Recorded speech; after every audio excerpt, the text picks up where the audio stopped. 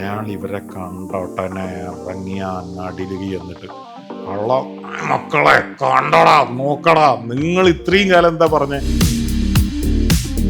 YouTube എങ്ങാനും ഇല്ലായിരുന്നെങ്കിൽ ഉണ്ടല്ലോ, ഞാനിപ്പോഴും ഇംഗ്ലണ്ടിലെ മറ്റോ വല്ല റെസ്റ്റോറൻറ്റിലും പാത്രം കഴുകുന്നുണ്ടാവും.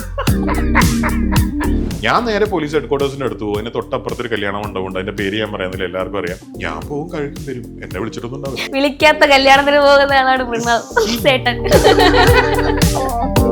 അത് മാർക്കറ്റിനകത്തൊക്കെ പോയിട്ട് നമ്മൾ കഴിക്കേണ്ടി വരും. പക്ഷെ ഫാബുലസ് നമ്മളെ നാട്ടിൽ വളരെ പുച്ഛത്തോടെ ഉപയോഗിക്കുന്ന ഒരു സംഭവമാണ്.